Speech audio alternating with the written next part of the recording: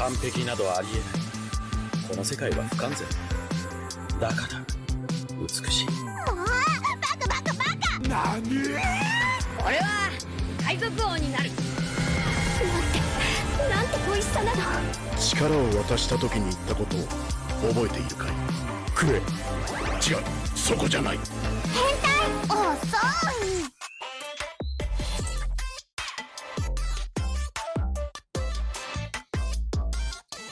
Hello and welcome to More Than Hentai, a podcast that is here to show you that anime is far more than just tentacles and catgirls. There's also countless stories of love, loss, laughs, hope, horror, and happiness that are just dying to be found. And I, Brendan White, the Salt and Pepper Senpai, am here to help you find them.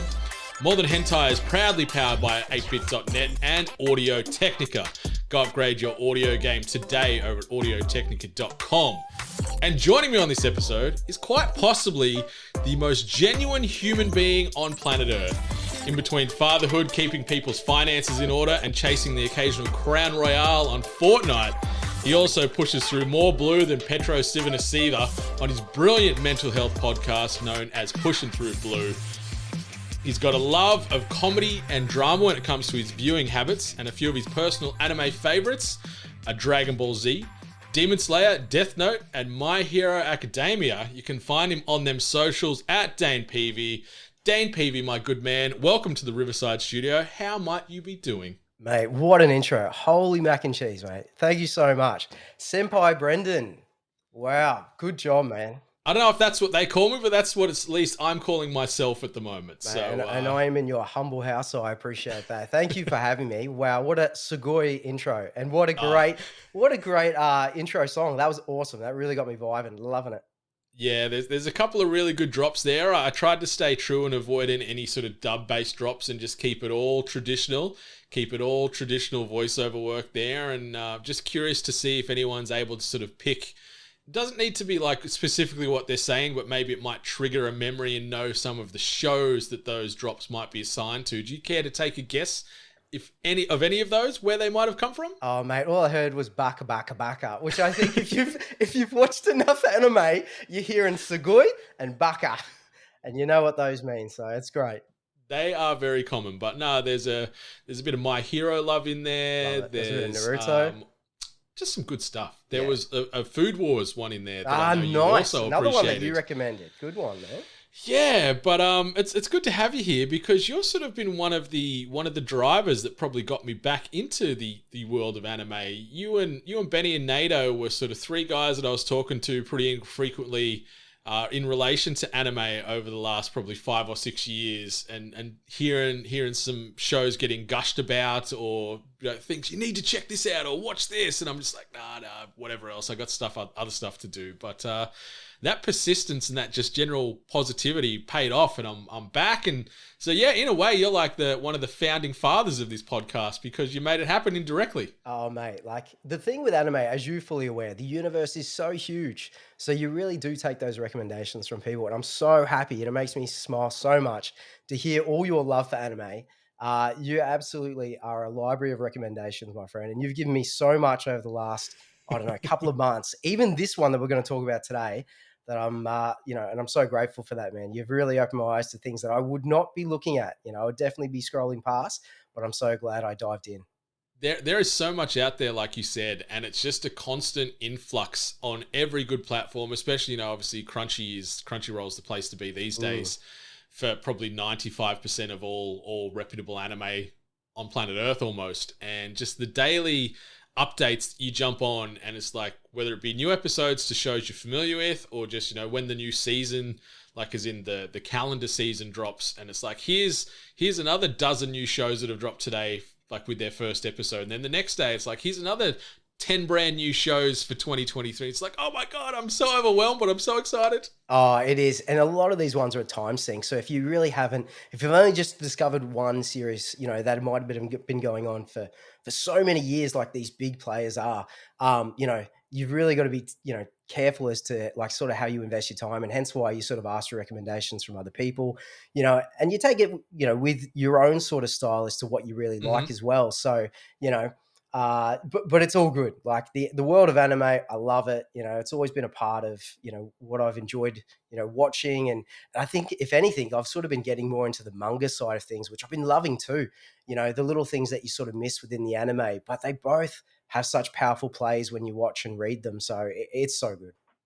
I completely agree. And if we sort of maybe take a step down memory lane with yourself, and maybe you could give us your history with anime. Like where did you first take that plunge into this brilliant world? Any notable sort of classic hits that sort of pulled you through and has just managed to hold you ever since? Like, what's the anime history with Dane?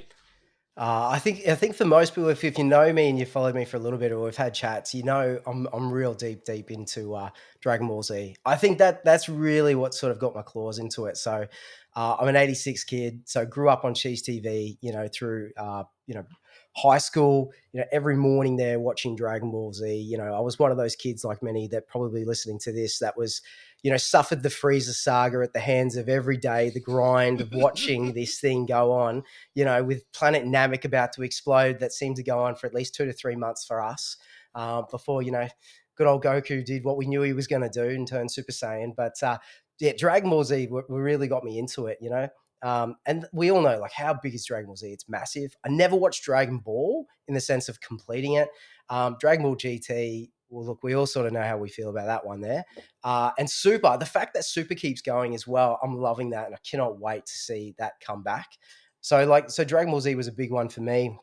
But then I guess it really opened my eyes with, you know, anime not just being about Pokemon, Dragon Ball Z, and these sort of ones there, but you could actually go into different emotions and different themes. So like, I think the biggest change for me is when I shifted into Death Note. I think Death Note was a big turning point there where I'm like, wow, this is anime and this is dark, and I love the writing and I love the feelings that this creates, you know. And then so like from Death Note, it really opened me up to an avenue of like different styles of anime. Yeah, like more mature storytelling, right? 100%. So like I felt like I just, you know, because growing up with the Pokemon, you know, sort of era, and I mean, like the earliest one as a young kid, like, do you ever watch, I don't know if it's really an anime, but ever watch Samurai Pizza Cats? Does anyone know? Yeah, I think I reckon if it got animated in Japan, definitely. But that was one of the first ones I ever remember. I used to love the orange and white Samurai Pizza Cat. That was his like little armor set that he wore. Can't remember any of the names, but he was a banger. Yeah, like that. Like when I look at anime, because I was a big Teenage Mutant Ninja Turtles kid, and like so Japanese cartoons, anime, I'd reckon that's my earliest memory. I don't know where I would have watched it. I don't know whether it was aggro or somewhere else, but that's as early as I had. But I've like, you know, so since Dragon Ball and Death Note, like, you know, then it flowed on to like Naruto, and so Naruto like is a massive time sink in there. Full disclosure, and Naruto and Nato, I'm sorry, mate, it's not going to happen. Please stop messaging me, mate. It's not going to happen. I haven't gotten into One Piece. I've watched a fair bit of it. I think a lot of us are giving it a go, but it's just I don't have the time. I can't catch up. I'm so sorry, Nato.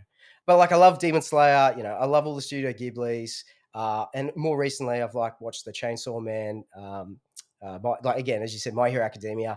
You know, that sort of thing that flows on. Sort of similar theme, like, you know, with the Naruto's, with your Dragon Ball. It's all like backstories of you know, either superheroes or it's people that they invest a lot of time into. You know, a lot of backstories, fillers, unfortunately. But, you know, like it all creates that emotional story that they, you know, embed in these stories and characters. Spy X Family, getting back into Vinland Saga. Nato actually recommended me that one. Season 2 is out now, yeah. So catching up on that. But yeah, then there's definitely been a few that you've more recently recommended to me, and that's taken me on another journey, the slice of life journey that I thought I wouldn't be going down, but I love it. I'm very happy that you're such a fan of that subgenre, because slice of life, it can go any which way, as far as it can be lighthearted and funny and cutesy, or it can be really emotionally powerful and heartbreaking. Yeah. And you've watched a few gems that I've also adored, and you're also now sort of reading similar sort of slice of life related manga as well. So it's nice that you've got a nice broad tasting palette there. You've got some shonen, you've got some darker sort of more, you know, borderline horror, supernatural with Death Note. And then you've got some slice of life greatness whittled in there as well amongst a very diverse watching list you've got there. Yeah, and I know there's so much more out there, but I just like testing it, tasting it, and just enjoying it. And I think that's the thing with anime, like you really can't take it too seriously, you know. And anime is not supposed to be taken like that, especially like with obviously the story and show that we're going to be talking about today for sure. Yeah, it's certainly a lot more lighter in tone in comparison to some of the stuff out there, and that's the good thing with anime especially, and it sort of weaves nicely into the concept or the premise of this show, is where we're going to sort of do a singular deep dive on one particular anime IP. We're going to be focusing on that first episode in broad detail here, so there will be spoilers, listeners. If you haven't watched it, there will be some things spoiled from episode 1. We will never spoil the entirety of a season. We will never spoil those big plot points and twists. We're just going to sort of deep dive on episode 1, give you a bit of a backstory and our opinions on what we thought of the show. Is it worth watching? Did it hook us? The good, the bad, and everything else in between. So the title in focus that we've got today is a fantastic anime, which is called Love After World Domination. And it is an action comedy romance, and it was a manga series written by Hiroshi Noda and illustrated by Takahiro Wakamatsu. It was serialized in Monthly Shonen Magazine from October 2019 through to November of 2022, and has since been collected into 6 tankobon volumes. An anime adaptation by Project Number 9 aired from April to June of 2022 across 12 episodes, and it currently holds a score of 7.46 on my anime list, and that is based on 78,000 unique user reviews. And the synopsis of Love After World Domination is as follows. Fudo Akihawa and Desumi Magahara have just started dating, but no one is allowed to know. Nicknamed Red Gelato, Fudo is the leader of Gelato 5, a group of heroes dedicated to protecting Japan. On the other hand, the Reaper Princess Desumi is one of the combatant leaders of Gecko, an evil secret society bent on world domination and considered Gelato 5's greatest foe. As they pretend to be mortal enemies, Fudo and Desumi sneak away from battle to spend time together. Despite their inexperience with romance, Fudo and Desumi strive to make their relationship work while avoiding suspicion from their comrades. With their loyalties divided between each other and their respective sides, the couple will have to stay on guard if they want to keep their love a secret from the rest of the world. So, Love After World Domination, fantastic little ditty, only came out in 2022. We've got 12 episodes available at time of recording. Dane, what was your initial thoughts? What was your feelings on Love After World Domination with this first episode, which is called I Love You, is episode 1? How cute is it? It is so cute. I remember watching this episode and I just couldn't help but smile.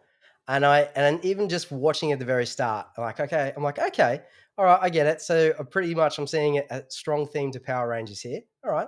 Someone really enjoyed it. Real throwback. You know, it is a comedy romance. But mate, it had me smiling. And I just kept thinking, this is so cute.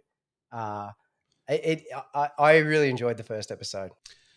Yeah, it's adorable. Like you said, it's super cute, super heartwarming. It's super relatable in a way. Like, obviously, neither of us are budding Power Rangers or members of the Gelato 5 or of the evil Team Gecko, but like, it made me think a lot back to my teenage years, or those first sort of dates you go on, or those first, teen romances, and trying to navigate all that awkwardness and uncertainty is like, what do I say? What do I do? How do I go on a date? What do I talk about on the date? So it was very much relatable as far as watching these two bumble their way through this first love. Like, yeah, Fudo is adorable. He's the stereotypical Red Ranger, if you want to say. Yep. He's the leader of Gelato 5. Yeah. And then, Desumi being I guess you could say, like, one of the hottest, fastest rising generals in the evil Gecko Overlord army. Yeah. As the Reaper Princess. Some of the characters got great sort of names or nicknames, by the way. They really do. But yeah, it's a super cute opening. Like, the episode starts up with them on a date. They've been sort of officially dating for about a week at this time. This is date number 3 in a week. So I appreciate the consistency here of this romance that they're trying to grow. And yeah, Desumi is there, and she's baked some homemade cookies for Fudo. That's and it. Yeah. And he's eating them, and he's eternally happy and gushing, and the emotions are just pouring out of these two characters.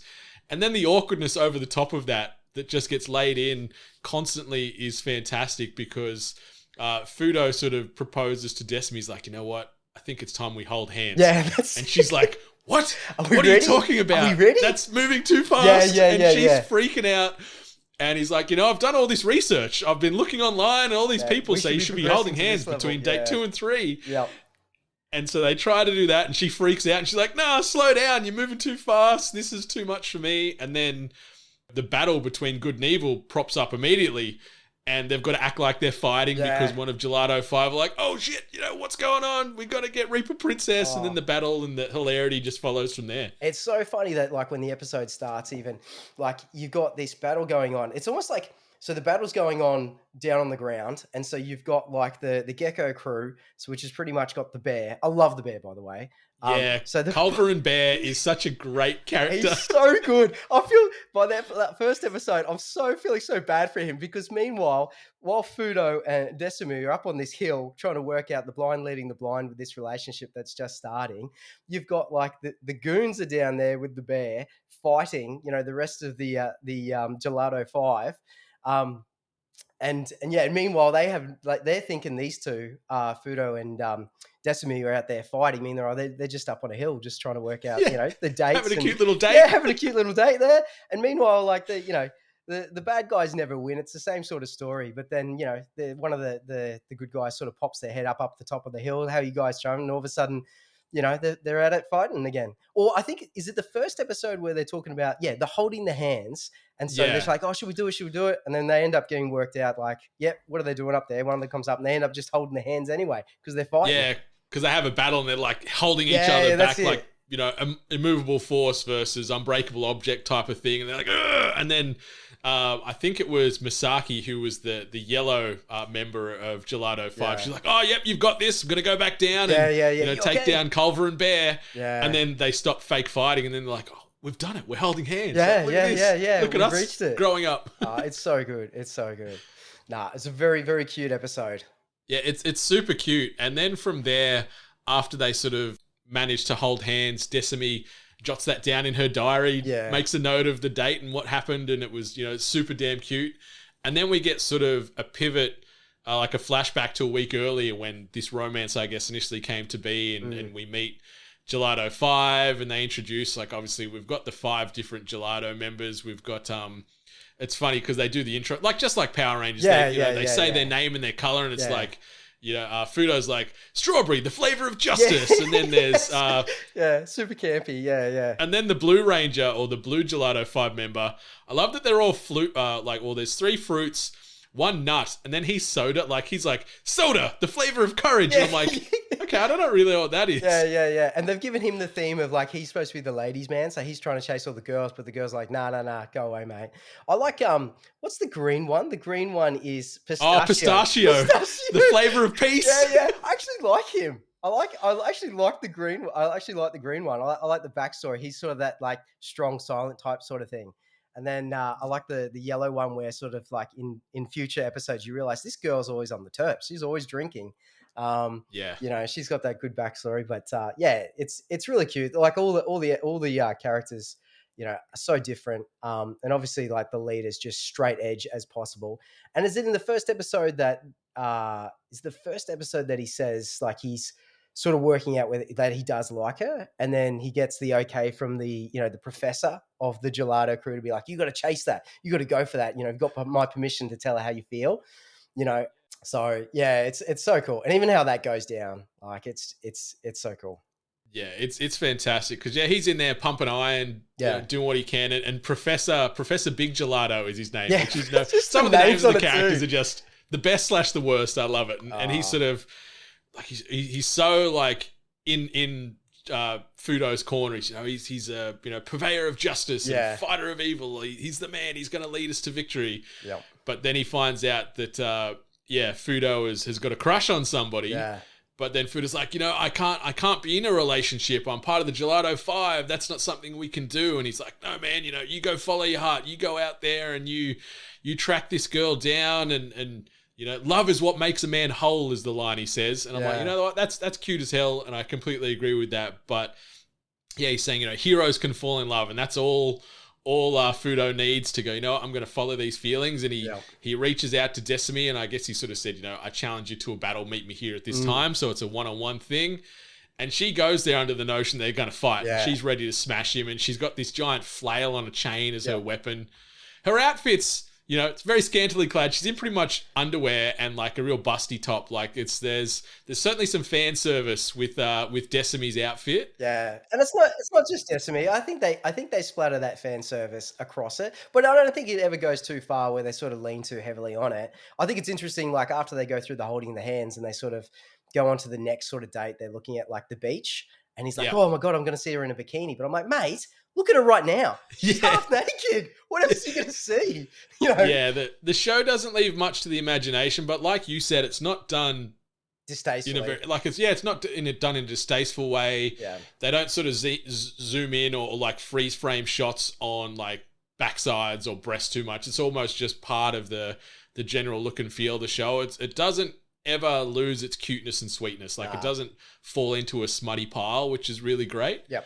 But they meet up over nighttime, and they're battling back and forth, and then he just yells out that he loves her. Yeah. Like he's like, "I love you," and she sort of freaks out, and she thinks it's all a joke because she's like, "Oh, so you know my backstory about how I've never been in a relationship and I'm hopeless in this stuff, and you're just doing this to get on my nerves and throw me off my game." But then he starts mentioning sort of intimate details about her personal life, and she's like, "How do you know this? You're stalking on socials." And then he's like, "No, I'm Protein Man on, you know, I guess Gelato 5 equivalent Instagram. We've been talking back and forth. I know all these details about you. I think you're great. Yeah. You don't drink boar blood and fight people of a nighttime. Not eating the bears. You're adorable. Your favorite food's pancakes and et cetera, et cetera." And then the wall comes down, and she's like, "Oh my God, this guy's legitimate here." Yeah. And then they sort of stop and have a little bit of a moment, and he sort of asks to take her on a date / be his girlfriend. And she's like, "Well, I don't know anything about relationships." He's like, "Well, neither do I. Let's navigate this weirdness together." Yeah, and you can really, like, that's sort of the common theme throughout this whole thing. Like, you know, they use every opportunity where they're battling to literally just like, "All right, you guys take on the bear and the goons, and us two will go on top of this hill or over there behind this where you can't see us, and then we're just going to organize the next date or, you know, the next part of that relationship or where they should be within the relationship side of things." Yeah, it's so smartly done, and like it doesn't sort of, it never feels forced. Like they work out the angles to play, and they're like, okay, you know, we get future scenes in other episodes, and like, you know, we're at the Gecko evil overlord headquarters, and all right, where's the next big attack going to be? What are we going to do? And then Desumi's thinking, okay, we could do this, and then she'll let Fudo know and be like, "Hey, I'll see you here for the big battle," wink, wink. And so they fake fight and then can go off and do all their cute stuff. But they end up talking about this third date, and Desumi mentions that she's got a cat, and then Fudo's all about that, and he's adoring this cat named Helko, but you can see Desumi in the background of the photo in the reflection. Yeah. His heart explodes, and, you know, he finds her really cute, and she gets embarrassed again. It's just this cute first date awkward romance that you just watch unfold scene by scene, and I love it. But then the reality sort of sets in there where they're like, we need to keep this relationship a secret. Like if this gets out, it's going to be all over the national news, and it's going to be horrible. The world is going to turn into a big flaming mess. We just need to sort of keep this under the low and do this until we can work out how we can see one another normally. Yeah. And then all of a sudden we get, Misaki, the yellow Gelato 5 member. She pops up and like, you know, we need you back here, Red. What's going on? And then Fudo sort of freezes in motion. So then Desumi just absolutely lays him out with, and then sort of runs away. And then, we're just sort of left at the back end there where Fudo's on his back. Sort of just, "I'll get you next time. Till next time." Yeah. That's it. Maybe we can do it tomorrow. The standard fighting tropes. Yeah. And Reaper Princess flies away and Red Gelato's on his back. And he's like, "Okay, you'll get you next time when we face again." And it sort of fades to black there. I don't know whether it's the next fight or that. Just like, the bad guys never get a chance. And it's always like, even sometimes when they're even like having, you know, their moments or whatever, it's usually like the goon or the bear that is sort of like, oh, we're done, retreat. And she's like, oh, okay, well, I'll see you later. I'll see you next time. Rare to get you. So it's just cute. Again, I feel bad for the bear and the goons because they're getting whaled here. And they're like, hey, come back. Give us a hand. Nah, they are the eternal punching bags. And like Culver and Bear, like he's a giant, like he's a mountain of a bear. Huge. And he's got these giant like rocket launchers on his back. Yeah, he's got his, and they're still like, and it's 4 against all of them. And I feel like as you go, into the anime, you realize like the goons, it's this art for them not to win, but it's to perform well, like in not winning.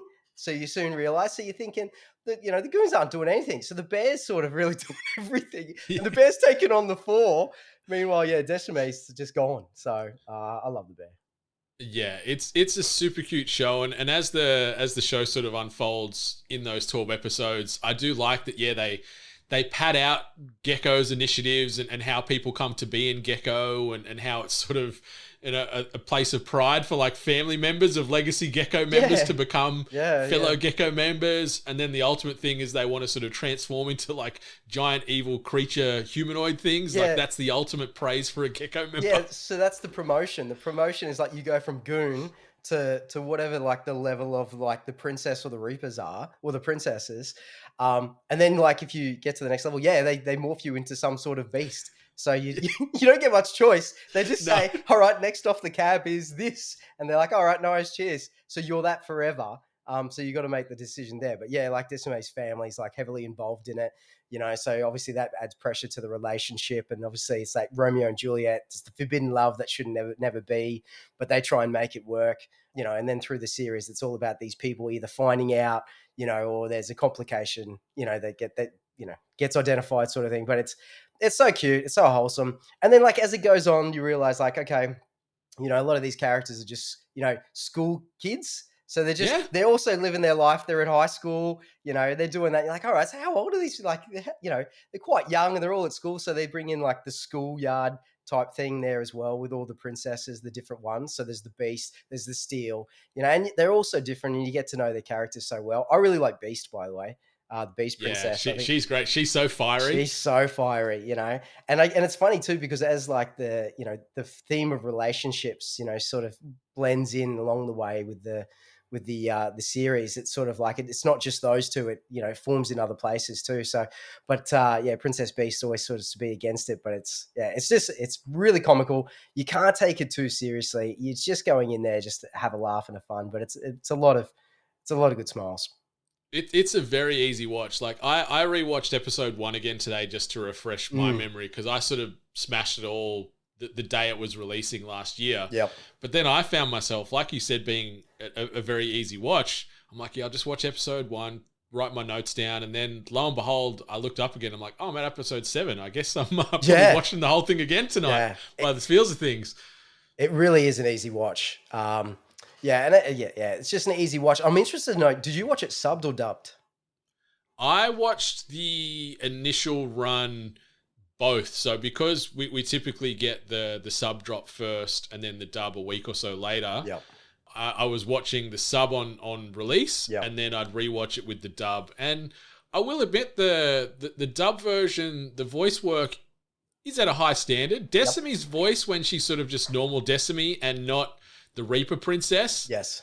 Takes a bit of getting used to, I think. But outside of that, I love the rest of the voice cast. Yeah. I'm really happy you said that because that's immediately what I thought. So I watched it subbed, really liked it, especially this type of, slice, anything sort of like, I don't know if it's slice of life, but anything sort of this comical humor to it. Like the anime, the Japanese, watching it sub just adds to that layer. Mm-hmm. Like it's that over exaggerated type theme that you get that joy and that comedic view from it. Like everything's over the top. It's anime, So I really enjoyed it. And the voice actors within the Japanese voice actors is so good. Like her voice is so sweet, and it's also can be quite, the sweet can turn quite like, not evil, but like it can turn the other way. We're like, oh, is she sweet or is she conniving? Is she, it goes both ways.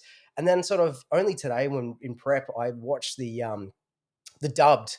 I really liked Fudo's voice. It was just Decime's that I was a bit like, I don't know if I like this. And I started listening to it, and I'm like, it's not that I don't like it. It's just very different.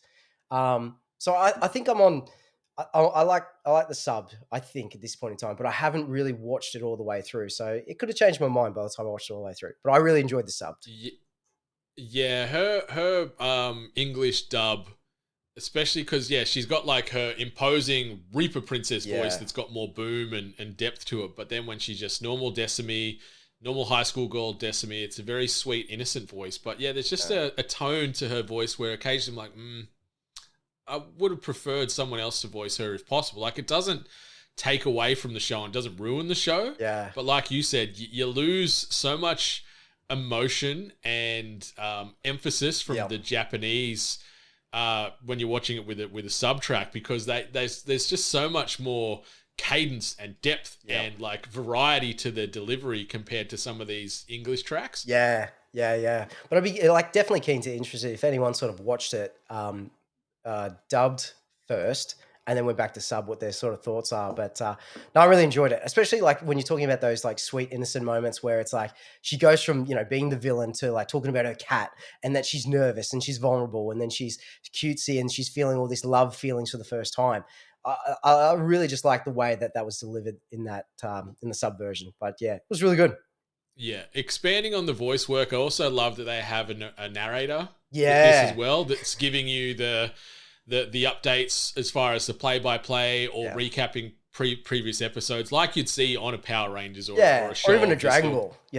On the last episode of Dragon Ball Z. And it's great, and it also leans into a lot of that fan service, and the same with the intro. Like the intro, when it does finally play and you're seeing the transitions from high school student to Gelato 5 member and the transitions and the cool like 90s sort of synthy rock track that plays over it. It's a good vibe. Like, it gets the toes tapping. Yeah. And the animation is really, really well done as well. Like, I was a big fan of the character models. Like, I thought Project Number 9, who's a studio that I'm not too familiar with. Yep.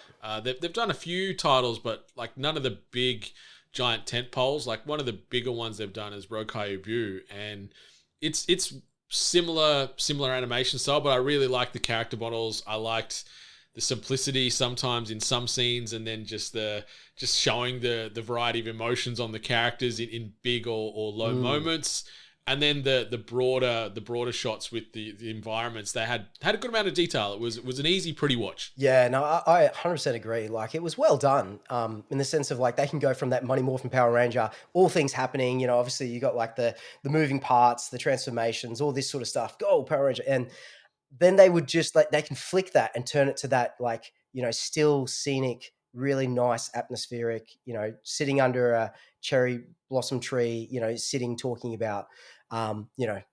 Love and holding hands and all the rest of it. Like, they switch it so well, and I think they do both really well. But I really like, as you said about the narrator, coming in. It's part of that comedic view sort of thing. It's really like that throwback to the the 80s, 90s type ones. Like, I think in every episode it always goes this to allow me to explain, so the narrator comes in and sort of explains, this is the hierarchy of, the evil secret society of Gecko, or this is the background to this and this is the background to that. So every episode you've at least got the narrator coming in, stepping in halfway through going, okay, I'll give you a little bit more of the backstory, or I'll give you a little bit more expanding on this universe and the world, which I think that creates that longevity. So it's not just sort of hyper-focused on the relationship. I think the relationship side of things, as you go, you form a bond and you actually really like those two characters and you want to see where that relationship goes. But I think you can't lean too heavily on that by itself. So I'm interested. I don't know how long the manga is and all the rest of it, but I think if they've got, I like how they've done that for the longevity. So, you want to work out, okay, what's going on in this deco, the society and what's going to happen here. And it opens that up. And I think it does really well. It just took me a bit of a flashback to, what's it called? Kakashi's Castle? Remember? Yeah, Takashi's Castle. Yeah. Remember always that, like the comedic, the narrator coming in? It's got a similar vibe, definitely, especially in the tonal delivery. Yeah, I think so. I really like it.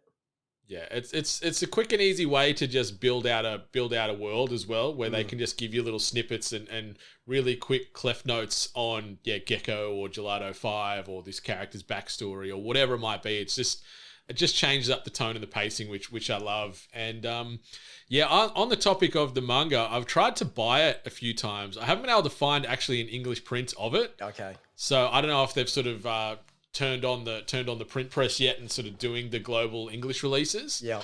I've found a few like Kindle versions and stuff too, but I'm very big on having the physical print. I love having actual books and actual manga at my place. So I'm holding out until they do a run and I'll pick it up because yeah, I'm so hooked on this show and I cannot wait for hopefully another season to come in the next year or two because it reviewed pretty well. It was on a few like, you know, best of new anime for 2022 lists and rightfully so.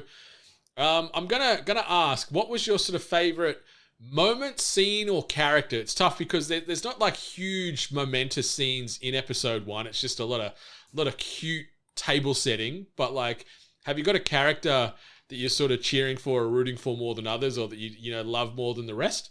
Just from episode 1, or Oh, we could expand it out. You could take it either which way because I know full spoilers. I would typically ask, you know, will you continue to watch the anime in question? And spoilers for the listeners, Dane has continued to watch Love After World Domination, and he's completed the show. Obviously, if you've been paying attention as the episode's been going along. So yeah, let's go full character. If you want to even talk about a character that hasn't been sort of properly introduced or unpacked in the first episode, you're welcome to. yeah, I don't know. Like, so the Gelato 5, like, there's a lot. Like, obviously the characters there, they've brought out a bit of it. You know, they've all got different themes, different characteristics. So they could really expand on that. I'm really liking. I know it's like left field. I really like the professor. I reckon he's a really great character, and I reckon if they involve him a lot, like they usually just stick him in for either a bit of an emotional drive or a comedic view sort of thing. Like, you know, when the girl on the boat. They go to the beach and the girl on the boat with the yellow, she's having a beer. And then, you know, one of the other Gelato Fives like, you can't drink, we're on patrol sort of thing. And all of a sudden here comes the professor's like, yeah, beers for everyone, So yeah, you're like, oh, all right, no worries, party boat. But like, yeah, so I'm interested to see where that goes. Like, obviously I just want to see where the main characters go as well. I want to see how that sort of forms and what sort of comes up there. Decimate, I really like. I think there's a lot of depth to Decimate, and I think like Fudo, I feel like he's straight, he's learning, he's progressively getting better. Mm-hmm. But I think the layers are with Decimate, with like the family, with the organization, with the relationship. There's a few things there, and it's sort of just she continues to open up more and more. So I'm keen to see where that goes, and any sort of new characters. And there's a whole bunch of characters that they've sort of just like spread across and just opened a little bit. I still love the bear. I see where the bear goes, but I don't know how far he's going to go. And I like the fact that they're opening it up now to all these beast characters too. So you've got like all these different beast characters that are very different personalities, and they seem to like, be pretty close with these princess sidekicks. So I don't know. It's like, I'm going to go with Decimate at this point in time. What about yourself, mate? Is there a particular character that you sort of like keen to watch and see progress?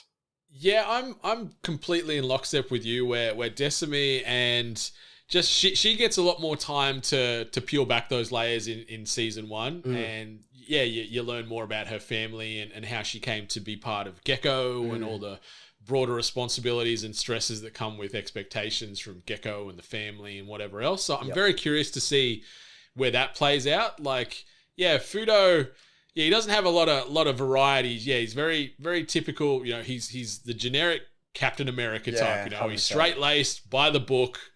He'll do anything for you. And, that's beautiful and endearing. But I think in future seasons, I hope they can maybe build him out a little bit and even maybe show some more of his flaws. Yeah, like and maybe make there's a him little backstory less there as to where like how he came to be sort of thing. Maybe there's a grind story there, a little bit, like it'll be one of those, allow me to explain, Fudo was actually like this, and then this happened along the way and so on. But I think there could be more invested in him for sure.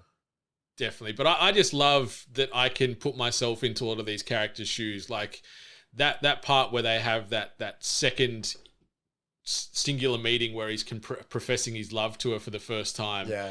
And he's just freaking out.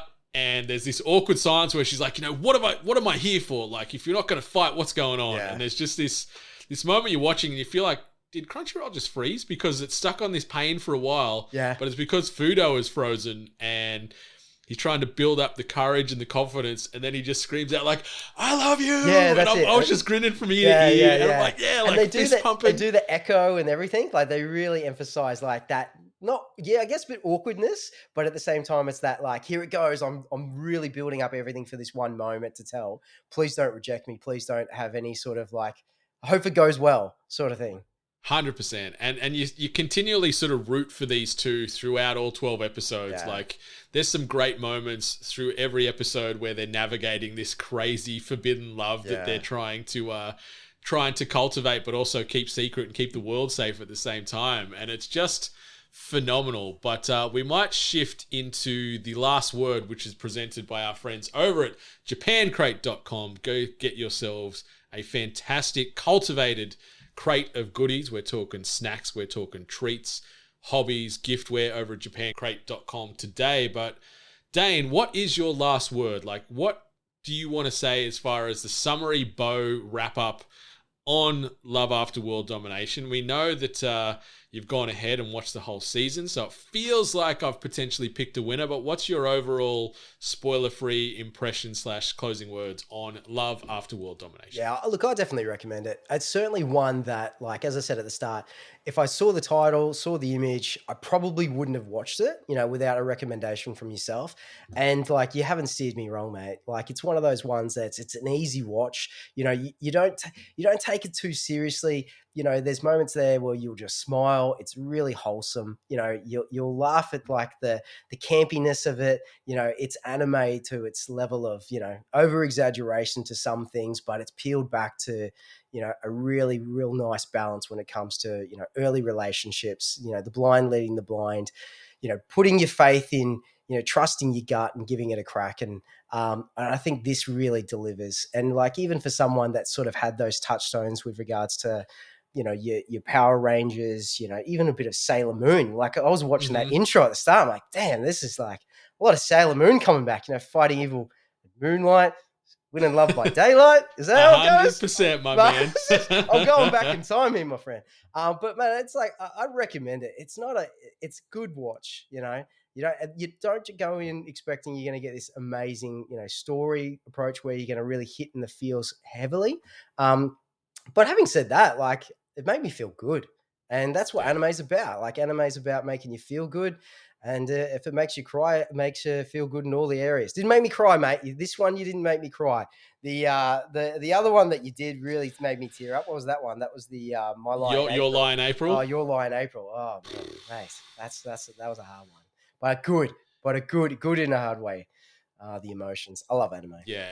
It's one of the most special things I've ever watched, anime or otherwise. Your Lie in April, like that thing broke and rebuilt me every episode for all 23 or 24 episodes. I can't remember the final episode count, but my god, that's a journey. But this is also a great journey. It's just one that's a little bit lighter in tone. Like, yeah, I felt good the entire time watching Love After World Domination. I did shed a few happy tears, not like the big flowing gushing chasms that like Your Lie in April and other shows have made me do, but I did well up a couple of times when it was just those peak happy, joyful moments where it was just joyful tears. And I love After World Domination for doing that for me. But so I think it's a resounding yes forward recommendation for you. You would tell people to check this out if they're looking for something fun and cutesy to watch on Crunchyroll. Yeah, 100%. Like, don't give it a miss. That's a lot of these things with anime as well. Like, you just don't know. And that's the thing, like,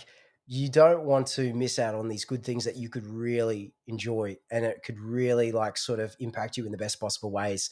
That's the thing with anime. You look at some of these titles, you look at the images, and they can sort of give off different vibes. You'd be like, wow, that's way outside my wheel. But give it a go. You got nothing to lose. It's this one season, 12 episodes. It'll run real fast, easy watching. It's got some good things. Give it a go. Oh yeah. Like, if you're looking to kill 4 to 5 hours, you can smash out this season in one hit quite easily. And it's just fun, and you'll feel great for doing it because the characters are great. The story's phenomenal, and it is cute as all hell. And who doesn't like cute stuff? But listeners, that brings us to the end of another episode of More Than Hentai, an anime appreciation podcast. Some quick bits of housekeeping here. Obviously, be sure to rate, review, subscribe this podcast, as well as all the other podcasts you listen to on the regular, because those ratings and reviews help keep those emotional lights on in our hearts. Takes no time to do, costs you no money, but means the world to podcasters like myself and Dane. So if you can rate, review, subscribe, Spotify, Apple Podcasts, whatever your podcast player of choice is, that would be phenomenal. If you want to check out the broader content of 8-Bit, head over to our new sexy website at videogamesandculture.com. If you want to find us on them socials as a whole, it's at We Are 8-Bit. You can follow myself at Brendan 8-Bit, and you can follow Dane at Dane Peavy. That's DanePevy. But all the direct links to all of us will be in the show notes as well. But Dane, mate, thank you so much for stopping on by the Riverside studio and talking one of my favourite new animes, and hopefully it's now one of your favourite new animes in Love After World Domination. Mate, thanks for having me. And it certainly is. And keep those recommendations coming. Keep tuning into the Hungry Gamers. So Brendan and Ali, always love hearing about those recommendations, all the things that you've been watching. And, I'll keep diving in. Hell yeah, man. Hopefully we can get you back on here for a follow-up episode on something fun in the future. Maybe we'll try and find something that neither of us have watched, and we'll go in sort of blind with the joint sort of potential reco there. I like so that. Let's see what's happening. Yeah, I love it, mate. But listeners, that brings us to the official end of More Than Hentai. So whether your anime be subbed, dubbed, or still yet to come, please enjoy yourself. Please stay safe, and much love to all those fantastic waifus out there, because you are further keeping those emotional lights on in our hearts in many other ways. But until next time, see you later. See you guys.